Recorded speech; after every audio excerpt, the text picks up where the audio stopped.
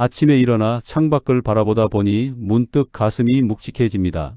그때 조금만 덜 바쁘게 살았더라면, 조금만 더 일찍 깨달았더라면 지금의 나는 좀 달라지지 않았을까? 이런 생각이 60대가 넘어가면 조용한 일상 한가운데서 불쑥 얼굴을 내밉니다. 몸도 예전 같지 않고 정든 사람들도 하나둘 떠나고 마음속 기억은 희미해지는데 이상하게 후회만은 날카로운 모서리를 그대로 품은 채 남아 있습니다. 그래서 어느 순간부터는 이제는 늦었다는 말이 습관처럼 마음 한 구석에 눌러붙어 버립니다. 그런데 참 묘한 일입니다. 그런 후회가 마음을 끌어내릴 때 또 한쪽에서는 아주 작은 희망이 스멀스멀 살아납니다. 그래도 지금이라도 바꿀 수 있다면, 그게 가능하다면 얼마나 다행일까? 이 두 감정, 후회와 희망이 동시에 일어날 때 정약용이 남긴 한 문장이 유난히 강하게 다가옵니다. 깨달음은 늦게 올수록 깊어지고 마음은 늦게 익을수록 단단해진다. 많은 사람이 고개를 끄덕이지만 실제 삶에는 적용하지 못합니다. 왜냐하면 이미 지나온 세월이 너무 무겁고 앞으로 남은 시간이 너무 짧게 느껴지기 때문입니다. 하지만 정약용의 말은 이런 의미를 담고 있습니다. 늦게 안 것이 문제가 아니라 지금의 나도 변할 수 있다는 사실을 너무 늦게 받아들이는 것이 더 큰 문제다. 인생의 방향은 나이가 정하는 것이 아니라 내 마음이 어느 순간 어떤 방향을 택하는가에 따라 달라집니다. 그리고 마음의 방향은 60대든 70대든 80대든 언제든 바꿀 수 있습니다. 오늘 이야기할 여정은 뒤늦은 깨달음이 얼마나 강력한 힘을 가질 수 있는가에 대한 기록입니다. 정약용의 사유를 빌리되 지금 우리의 언어로 풀어내어 이 나이에 더 단단해지고 더 평온해질 수 있는 비밀을 전해드리려 합니다. 천천히 따라오시면 됩니다. 남은 시간은 결코 적지 않고 마음이 달라지면 인생은 여전히 길게 이어집니다. 60대를 지나고 80대에 가까워질수록 사람들은 자신이 살아온 세월을 돌아보는 시간이 늘어납니다. 그때 가장 먼저 떠오르는 것이 후회입니다. 그때 그 결정을 하지 말걸, 조금 더 배우고 조금 더 모을걸, 그 말을 하지 말았어야 했는데, 이런 생각들은 마음을 갉아먹고 삶의 남은 부분까지 어둡게 만듭니다. 정약용은 이렇게 적었습니다. 이미 지나간 것은 흘러간 물과 같으니 그 물이 오늘의 밭을 적시지는 못한다. 과거는 두 가지 역할만 합니다. 하나는 상처를 남기는 것, 그리고 다른 하나는 지혜를 남기는 것입니다. 많은 분들이 앞의 기능에만 머뭅니다. 그래서 과거가 발목을 잡는 것처럼 느껴집니다. 하지만 정약용의 사유에 따르면 과거는 경험을 통한 판단력이라는 가장 강력한 선물을 남깁니다. 60대 이후의 삶이 지혜로워질 수 있는 이유도 여기 있습니다. 여기 한 분이 있습니다. 70대 초반의 남성이었는데 본인은 평생 실패자의 인생을 살았다고 말했습니다.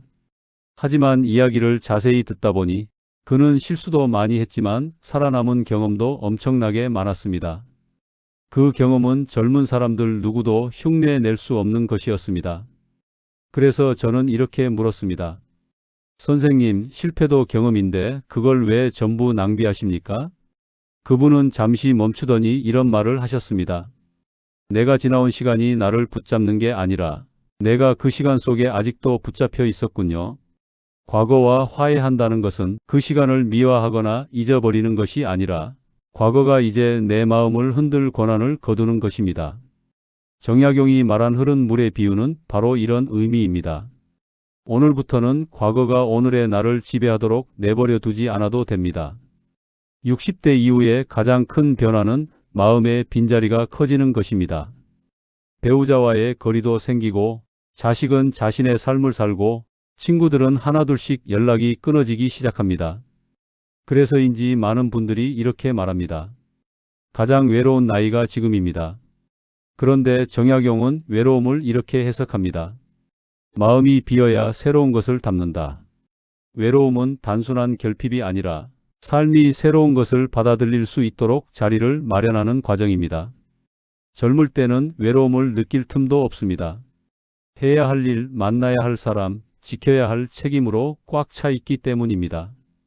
하지만 60대 이후의 외로움은 내가 무엇을 진짜 원했는지를 비로소 바라볼 수 있는 기회가 됩니다. 한 노모께서는 이렇게 말씀하셨습니다. 외로우니까 오히려 내 마음이 보이더라. 젊을 때는 손이 먼저 움직였지만 이제는 마음이 먼저 움직인다는 뜻이었습니다. 외로움을 두려움이 아니라 정리의 시기로 바라보면 마음은 무겁지 않습니다. 정약용도 유배지에서 혼자 있었지만 그 고독 속에서 인간에 대한 통찰이 깊어졌습니다. 외로움은 삶의 끝이 아니라 삶이 나에게 가볍게 살아보라고 건네는 신호입니다.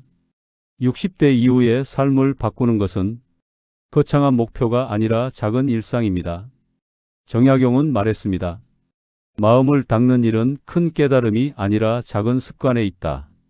어떤 분은 70세 이후부터 하루 2시간씩 산책을 했습니다. 그분의 말에 따르면 몸보다 마음이 먼저 건강해졌다고 합니다.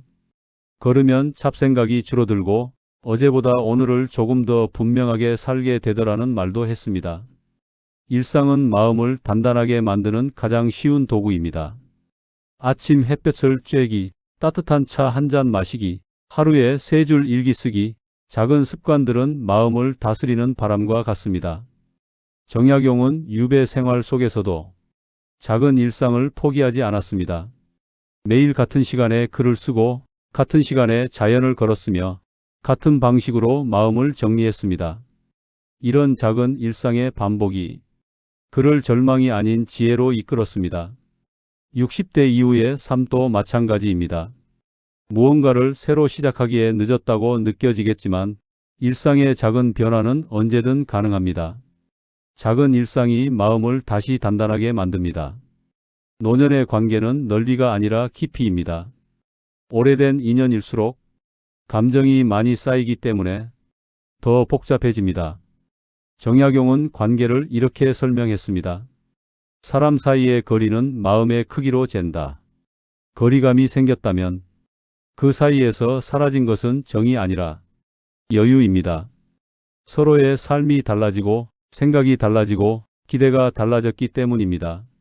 한 60대 여성은 딸과의 관계가 멀어진 이유를 딸이 나를 멀리한다고 생각했습니다. 하지만 실제로는 딸이 바빠서가 아니라 엄마가 자신을 오해하는 게 두려워 먼저 다가가지 못하고 있었습니다. 이처럼 노년의 관계는 진심보다 부드러운 이해가 더 필요합니다. 정약용은 사람을 탓하지 말고 그 사람이 지나온 마음의 길을 보라고 말했습니다. 노년의 관계가 편안해지는 순간은 상대가 변했을 때가 아니라 내가 상대를 다르게 바라보기 시작했을 때입니다. 많은 분들이 이런 질문을 합니다. 지금 이 나이에 무엇을 할 수 있을까요? 앞으로 남은 시간이 짧은데 뭘 기대해야 할까요? 정약용은 이렇게 남겼습니다. 오늘 하루를 밝히는 마음이 일생을 밝히는 마음과 다르지 않다. 인생 후반의 의미는 큰 목표나 큰 성취에서 나오지 않습니다. 오늘 하루를 조금 더 따뜻하게, 조금 더 가볍게, 조금 더 고요하게 만드는 데서 시작됩니다. 어떤 70대 남성은 하루 한 사람에게 고맙다는 말을 건네는 삶을 시작했습니다. 그는 말했습니다. 이 나이에 내가 할 수 있는 가장 값진 일은 내 마음을 다른 사람의 마음에 옮겨놓는 일인 것 같아요. 노년의 의미는 연륜에서 나오지 않습니다. 오늘의 마음을 어떤 방향으로 돌리는가, 그 선택에서 의미가 탄생합니다. 정약용의 사유를 빌리면 이렇게 말할 수 있습니다. 남은 삶은 짧지 않다. 지금의 마음으로도 충분히 새 길을 열 수 있다. 지나온 시간을 돌아보면 후회도 있고 상처도 있고 미련도 남아 있습니다. 하지만 그 모든 시간은 지금의 나를 단단하게 쌓아 올린 흔적입니다. 정약용의 말처럼 깨달음은 늦게 찾아올수록 더 깊고 단정합니다. 이제는 지나온 시간을 탓하는 대신 그 시간들 덕분에 지금의 내가 있다는 사실을 바라보면 됩니다. 남은 생은 아직 충분히 길고 마음은 언제든 새로운 방향을 택할 수 있습니다. 앞으로도 삶을 더 따뜻하게, 더 고요하게, 더 단단하게 만드는 이야기를 전해드리겠습니다. 오늘 이야기가 마음에 조금이라도 도움이 되셨다면 구독과 좋아요, 그리고 알림 설정까지 해주시면 다음 영상도 가장 먼저 편안하게 받아보실 수 있습니다. 다음 영상에서 이어가겠습니다. 긴 영상 함께 해주셔서 진심으로 감사드립니다.